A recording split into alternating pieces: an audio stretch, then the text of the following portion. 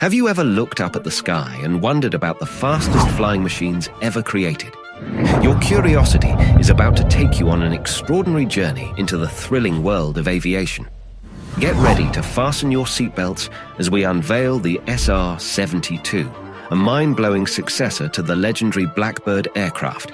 Welcome to our channel, Military Knowledge, where we become your expert guides on a quest to unravel the mysteries of the skies. Get ready to soar through history and into the future of aviation like never before. The SR-71 Blackbird. This amazing plane was designed by a famous American engineer named Clarence Kelly Johnson. The SR-71 Blackbird came from a super-secret project that marked the start of American air superiority. It combined unmatched stealth and incredible speed. Welcome to Military Knowledge, where we explore the secrets of the sky. This jet, the SR-71 Blackbird, is mainly built from titanium, which is one of the toughest metals ever discovered. It makes up 92% of the plane, which cost a whopping $292 million. Using titanium was crucial to keep the plane stealthy, which is super important for a spy plane like this one. The SR-71 could gather intelligence in different ways, like taking pictures, picking up signals, collecting data, and recognizing specific patterns. It had special sensors for this, plus a radar that could look to the side and a high-quality camera. The Blackbird could fly incredibly fast, up to Mach 3.2, that's more than 3 times the speed of sound, and reach an altitude of 85,000 feet. It did this thanks to 2 powerful engines made by Pratt & Whitney, each producing 32,000 pounds of thrust. The pilots had to wear special pressurized suits similar to what astronauts wear because they flew so high, almost reaching space. That's why NASA, the space experts, also used the SR-71 alongside the US Air Force. The SR-71 didn't have any weapons because it didn't need them. When faced with missiles or gunfire, it could simply go faster and outrun them. That's why no SR-71 Blackbird was ever shot down during its impressive 33-year operational life. Even though it retired more than 20 years ago, it still holds the records for being the fastest and highest flying operational aircraft in history. Until the SR-72 came into the picture, there was no other aircraft that could match the SR-71's incredible capabilities. Now, the United States is looking for an aircraft as unbeatable as the Blackbird, especially as the military strength of countries like Russia and China continues to grow. This is where the SR-72 comes in. Lockheed Martin quietly proposed it in 2013 as a replacement for the SR-71. The SR-72 has a tough task ahead of it if it wants to become the new, most resilient American aircraft in history. The SR-72 is more than just Lockheed Martin's proposal. It's a potential cornerstone for American air superiority in the coming years.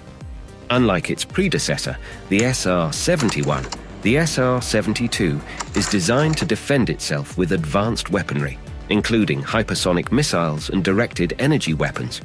It's armed with a range of weapons, from traditional guns and explosives to futuristic laser-directed energy weapons. Additionally, it can work alongside dedicated wingman drones equipped with surveillance and reconnaissance capabilities. Just like the SR-71, the SR-72 will boast state-of-the-art sensors and high-quality cameras capable of capturing photographs spanning an impressive 100 miles in a single frame. These are just a glimpse of the SR-72's remarkable capabilities that will leave both friends and foes astonished. And there's more where that came from, many more. The SR-72 is expected to incorporate some of the most advanced technologies ever seen, including stealth features. It's a potential candidate for the US Air Force's next-generation NGAD fighter, set to redefine aerial combat. Stealth technology has been around for just 1 generation of fighters, but it's here to stay. The NGAD fighter aims to maximize its stealth by adopting an overall triangular shape, internally storing its payload and eliminating traditional tail portions known as vertical stabilizers. This revolutionary design is a first in fighter aircraft history. In the past, vertical stabilizers were essential to keep an aircraft in the air. However, the introduction of active flow control, as seen in the B-2 Spirit, changed the game. Active flow control uses on-board computers to continuously adjust the airflow around the aircraft, just like how birds fly. This innovation provides top-notch stealth capabilities, albeit at a considerable cost. This partially explains why the SR-72 development cost NASA $1 billion and the B-2 $2 billion, why Congress has allocated more than $10 billion for the Air Force's NGAD program in less than 10 years, and why the Navy recently unveiled a budget request of more than $9 billion for the next 5 years. Before moving forward, if you're as fascinated by aviation as we are, don't forget to subscribe to our channel and hit that notification bell so you never miss an update on these incredible aircraft. Advanced sensors and weapons. As the NGAD fighter, the SR-72's immediate environs will be miles wide because it will be able to detect enemies, allies, and areas of interest from tens of miles away. The sensors that enable this have the highest level of connectivity, enabling them to share their data with every other ship in the fleet, regardless of whether they are 6th generation or not, keeping the whole US fleet up to date with pertinent information in real time. The United States would replace the radars that are placed on aeroplanes with smart skins that are electrically configurable and built into the fuselage. As a result, network adaptability and sensor sensitivity both rise. Additionally, it facilitates fleet-wide communication, which eventually enhances remote control. Open architecture, laser guns with unparalleled precision for eliminating targets.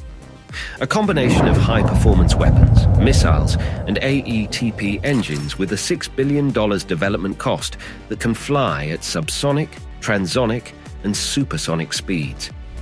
On the fighter, you can count on dependable wingmen, top-notch electronic warfare countermeasures, avionics, and communications, to name a few things. However, despite these improvements, decades of experience have taught the United States that there is always opportunity for improvement in aircraft, regardless of how advanced they already are, particularly when near-peer enemies become more and more competitive. The fighter will therefore have an open architecture that enables it to swiftly and readily adopt new upgrades. The result would be the closest thing to a fully hypersonic aircraft that is currently possible, with an estimated unit cost of $1 billion and a top speed of Mach 6. As we conclude our exploration of these incredible aircraft, the Hermes Quarterhorse, SR-71 Blackbird, and SR-72 Son of Blackbird, let's ponder the future of hypersonic aviation.